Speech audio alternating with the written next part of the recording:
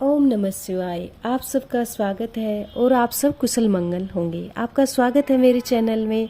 आज की वीडियो में मैं आपको बताऊंगी कि सुबह के समय हमें पूजा किस प्रकार से करनी होती है। सुबह सुबह जो हम पूजा पाठ करते हैं वो हमें किस तरीके से करनी चाहिए, या फिर मैं किस तरह से अपने सुबह घर में पूजा करती हूँ। तो आप जानने के लिए आरंभ करते हैं। सुबह स्नान आदि के बाद सबसे पहले हमें पूजा की जो बर्तन रखे हैं, पूजा घर में पूजा के बर्तन रखे हैं, उनको हमें साफ कर लेना है। उनको बर्तनों को हम या तो मिट्टी से, राख से, या फिर डिश वॉश से, या फिर पीताम्बरी से, किसी से भी आप उनको साफ कर सकते हैं। और उन सब को साफ करने के बाद हमें सुबह पूजा की जो बर्तन है उनको एक कपड़े से अच्छे से हमें साफ कर लेंगे। बाद में उन सब के अलावा भी हमें बाकी मंदिर में अंदर से और बाहर से कपड़े से हमें अच्छे से सफाई कर लेनी है। और हमें एक दिन, सप्ताह में एक दिन हमें डीप क्लीनिंग अच्छे से, हमें पूरे मंदिर के अच्छे से सफाई कर लेनी है। बाकी दिनों तो हमें ऐसे ही कपड़े से हमें सफाई कर लेनी है।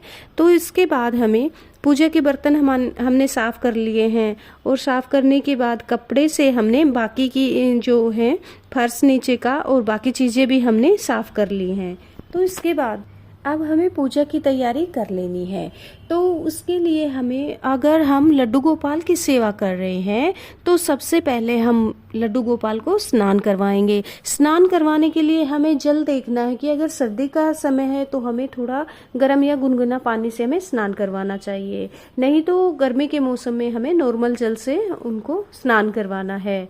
उनके वस्त्र लेंगे, वस्त्र जहाँ भी रखे हैं आपने उनको लेंगे, और स्नान करवाते समय हमें ओम नमो भगवते वासुदेवाय नमः या फिर राधे राधे हमें बोलते रहना है, या फिर अगर आप कोई भजन जानते हैं तो वो हमें गा करके लड्डू गोपाल को स्नान करवाना है। इसके बाद हमें लड्डू गोपाल को पोशाक पहनानी है। अच्छे से पोशाक पहना करके हम उनको मंदिर में विराजमान करेंगे।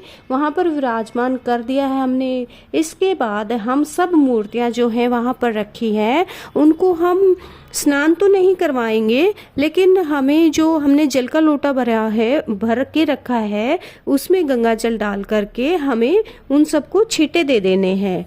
फिर उसके बाद हमें दिया जला लेना है, धूप बत्ती भी जला लेनी है, और इसके बाद हमें सबको तिलक कर देना है। और वस्त्र स्वरूप जो हमने कलावा लिया है उनको वहाँ पर चढ़ा देना है। वस्त्र कलावा वहाँ पर हमें चढ़ा देना है। कलावा आप हफ्ते भर के लिए, तो सप्ताह में के लिए तो वही रख देना है, हमें रोज नया कलावा वहाँ पर नहीं चढ़ाना है। देखिए, आप जैसा करते हैं वैसा कर सकते हैं, लेकिन हमारे यहाँ तो हम लोग ऐसे ही पूजा करते हैं। इसके बाद हमें फूल समर्पित कर देने हैं। अगर आपके पास फूल है तो हमें फूल समर्पित करना है वहाँ पर। फिर हमें भोग समर्पित कर देना है। गर्मियों के मौसम में अगर मिट्टी का बर्तन है तो उसमें जल ठंडा रहता है, तो हमें जल को, ये लड्डू गोपाल का जल है उसको हमें वहाँ पर ठंडे घड़े या ठंडी मटकी में हमें जल को भर के रख लेना है। फिर उसके बाद हमें मिश्री, तुलसी, या फिर और भी कोई भोग की चीज़ें होती हैं, या भोग के लिए हमें घर में जो भोजन बना है वो हमें बिना प्याज लहसुन का होता है, उसके लिए भी हम भोग लगा सकते हैं। इसके बाद हम आरती करेंगे। आरती के लिए हमें गणेश जी या फिर ओम जय जगदीश हरे, या फिर और भी आपको कोई आरती करनी होती है कान्हा जी की, तो आप लड्डू गोपाल जी की वो भी कर सकते हैं। आरती के बाद हम हाथ जोड़ करके और फिर पूजा में रही जो कमियों के लिए हम भगवान जी से, कान्हा जी से क्षमा याचना करेंगे, और अपनी मनोकामना पूर्ण करने के लिए उनसे प्रार्थना करेंगे। तो इस प्रकार से वो जो हमने पूजा है वो पूर्ण कर ली है।